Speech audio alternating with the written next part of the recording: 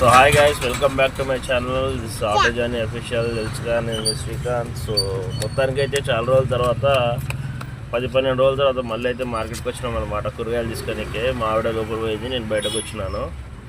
So ఇంటి పని అయితే పూర్తి అయిపోయింది కదా ఎంజాయ్లో. ఇంటి వీడియో చేద్దామని అనుకున్నా, టైం దొరకట్లేదు.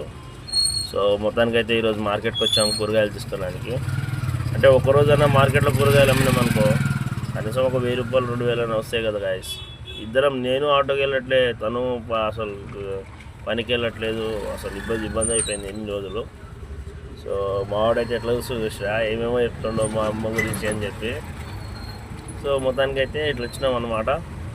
సో ఇకపై పని అయితే అయిపోయింది ఇంటిది. ఇక నేను ఆటోకి సరిగ్గా కంటిన్యూ ఆటోకి వెళ్ళాలి.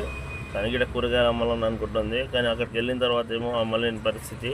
ఎంజాల్కి వెళ్ళినామంటే ఏం చేయలేము, ఎందుకంటే అంత దూరం నుంచి మాదనపేటకి సైదాబాద్కి రావాలంటే కొంచెం కష్టమే. సో చూద్దాం ఎట్లా జరుగుతుందో ఏందో అర్థమవుతలేదు. ఇల్లు అయితే చేపించేసిన, అది అమ్మాలన్నా మరి నేనే ఉండాలన్నా అని ఆలోచనలో పడ్డాం ఇద్దరం.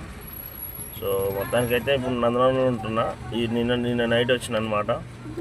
సో ఈరోజు వెళ్ళాలి, వాటర్ పట్టేది ఉంది అక్కడ. మొత్తం అయితే సెట్ చేపించేసిన. సో చూద్దాం నెక్స్ట్ ఏం జరుగుతుందో. ఓకేనా గైస్, రైట్.